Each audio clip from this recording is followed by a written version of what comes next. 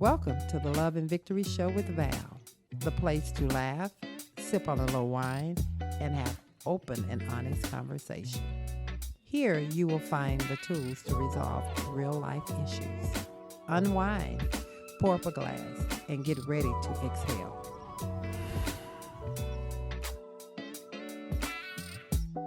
Welcome to the Love and Victory Show with Val. Today's conversation is going to be, I am more than my disability. I'm going to be having this conversation with someone that is dear to my heart and who is very special, Rohit. Rohit has been with me now, a part of the team, a part of the family for about a year now. Rohit, can you tell them how did you come to be a part of the team? I applied here as an intern, graphic design intern. Okay, yes, he did. And one of the things that stood out to me instantaneously about Rohit, he was so talented. You know, most of the time what we end up doing is we are very caught up as a society on what we see, how someone responds right away. And what we end up doing is missing out. I'm so glad I didn't get caught up on the initial what you see. And I've taken the time to get to know Rohit. I tell my team here that Rohit is actually someone he's my favorite. And so I know sometimes the team feels like, oh, so you have favorites. I do. Rohit is my favorite. He's my favorite because he is so committed to giving me his best every time. He's very honest. Yeah. He is very hardworking, and I can't hold back on how talented he is. So you applied to be a graphic design intern, right? Correct. Okay. Where did this graphic skill come from? Myself, my high school senior graphic design class, and I took many classes at HCC, Houston Community College. Okay. Well, that's excellent. One of the things, we're talking about I'm more than my disability. I'm sure that some of you guys may know, and I'll let Rohit tell you what his disability is, because we all have one. And one of the things about disabilities, some disabilities are visual, some disabilities you never see, and some disabilities, because we're afraid of how people are going to see us and treat us and judge us, we hide them and suppress them. But today, Rohit wanted to be a part of this podcast. He's been waiting, and he really wants to help someone that is probably hiding their disability or probably didn't have the confidence to come out and just go apply. Or maybe they had a bad experience with meeting someone that actually discriminated or didn't give them a chance. So, Rohit, you want to share with them your disability? My disability. I was diagnosed with autism at a very young age. And I also had learning disabilities. But that didn't stop you. And I think that's one of the things that's so amazing for me, and that's why you're so special to me. It did not stop me. It did not stop him. Rohit is, not only did he graduate from high school, he is also a college student now. Yeah. So what school are you in? What university or what college are you in? I'm currently Houston Community College. Yes. And what year are you in? I'm going slowly. I can't tell. I'm assuming sophomore year. Yeah, that's exactly where you're at. You're in your sophomore year. You know, Rohit is so, one of the things that I love about you, Rohit is so unassuming. He doesn't really boast on himself. And it makes it very easy for me to boast on him. I absolutely love him because he's so talented. All of the graphics, all of the things that you see out there on my social media, most of the graphics and design, that all came from him. The brand, it came from him.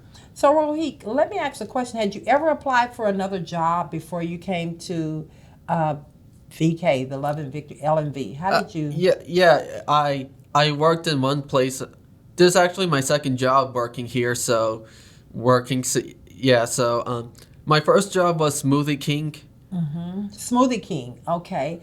What is different between Smoothie King and then being a part of this family? My major, that's the main difference. At Smoothie King, I was a team member. I made smoothies, clean blender bowls, okay, taking out the trash, pretty much of everything there. So what do you do here that's different? And how do you feel being a part of this? Do you feel like you've grown? Do you feel like you're stagnant? Do you feel like, how do the people treat you here? They treat me awesome. They treat me nice. Okay. Do you feel like you've grown in your? You said that the reason you chose to come and work here is because you had a job, right? Yeah. And but you chose to do an internship because of your field that you're in for college, right? Yeah. Just want to gain more experience. Okay. Well, his experience blew us away. And so one of the things I want to talk about, let's talk about how do you enter, being artistic. Hmm? How do people engage with you and how do you engage with them? Let's talk about being a young adult, trying to find your way and figure out what you want to do. What do you have to share? I ask questions. I ask like, is there anything I need to do? Like, what's the goal and what's the idea of this project? I usually ask many questions so I understand better. So, someone that's artistic that is looking to go to work, there are several different types of artistic disability. Can you explain those to me? What your level is and where you're at as far as artistic? Help educate us on that. Learning disabilities wise, have a hard time understanding in like very long sentences, in one conversation. So I stop and think, what's she asking me? What's she asking me to do? So I have to like repeat like sometimes. Okay. So your disability is getting a lot of information at one time. Correct. It works better for you when we break it up. Yeah. Okay. So let me ask the question. When you were working at your other job versus working here, what do they do different? What do your teammates do different here than they did differently at the other job? Pretty much there wasn't much difference except it's pretty much the same. Okay. So, Okay, good. So you had very good people that have been around you that supported you and that took the time to understand what you needed. yeah. Okay. Okay. Yeah. Would you encourage someone that has a learning disability that may be artistic to come into a professional environment, an office environment, or do you think that they would function better in maybe something that's outside? I don't know. Or what are the areas that they function better in? Someone with your disability. Probably something that isn't hard. Like I'm sorry. Graphic design is hard. I couldn't do graphic design. So I can't minimize that. Look at all this great work. yeah. So what would you mean? What do you mean when you say what would they evolve at? What area that you think someone that has a learning disability or that's artistic will thrive in? Anything of art and photography, video editing. That kind of stuff. And is that because there's not so much engagement, or they're working on their skill on their own? They're working on a skill that are their own, like their own type. Okay. I have friends who major in like sports communications, coding. And they're artistic too? Yeah. So guys, hey, check that out. So don't ever underestimate. Literally this show, this podcast, I'm more than my disability. Did you just hear him say he has friends? So we know he's a graphic designer. He says you have friends that. What is their talent? What is their gift? I have a friend of mine who's in acting schools. They go to Lone Star. Okay, and then you also have one that does video. Not video. What did you just say? Coding. Coding. When I think of graphic design, you see these cups up here. Everything that you see on this brand for the Love and Victory show with Val, all of my brand has been created by this young man here.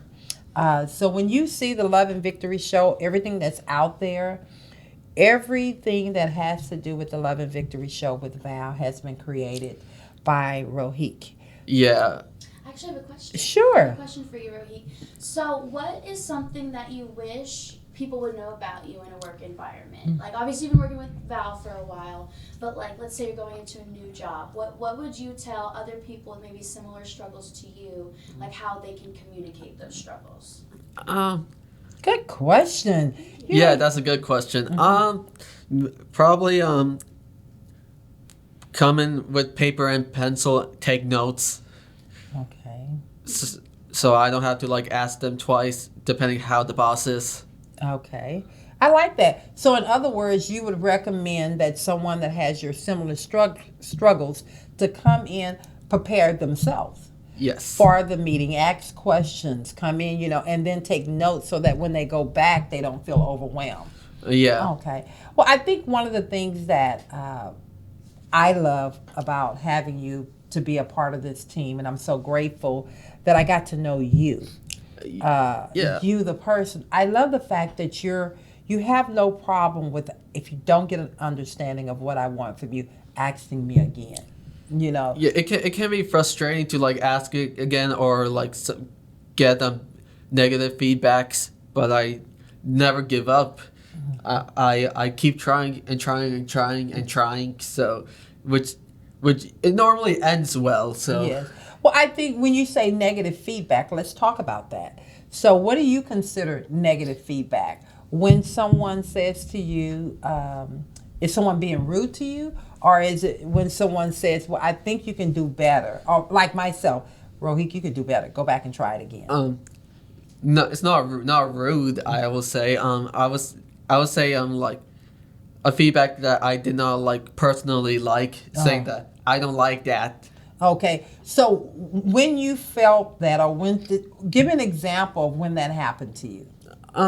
When I was making a flyer for the Christmas event, I had a brilliant idea, but then Miss Carter said she didn't like that. Is that right? Well, yeah, that's okay. Yeah. It happened to me many times.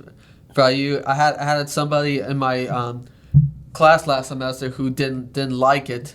So, I felt bad about it. So. Well, here's the thing, and I want you to take this with you, and always remember this. If you have someone telling you everything that you want to hear, then you're not growing.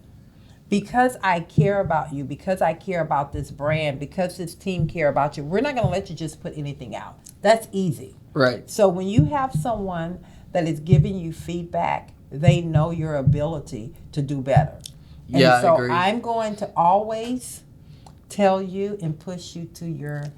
That's why you're here. That's why I hired you on as an employee, not just as an intern, because you showed me your talent. You showed me that you wanted to be here.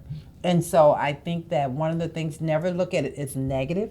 As long as someone is being respectful to you, as long as they are respecting you, one, as an employee, two, as a human being, don't take it negative. Yeah, I know. Okay. I'm not a negative person. No, you're not. Anything else? Yeah, so I actually know somebody who has a disability themselves, and they're in their early 20s, struggling to make friends and stuff like that. So how do you, manage friendships and stuff like that? Is that something that you've struggled with? I was earlier. Now I'm able to like make friends.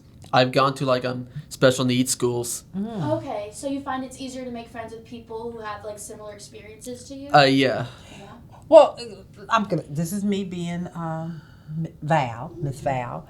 I do think that you have such a beautiful personality. Don't just limit yourself to that.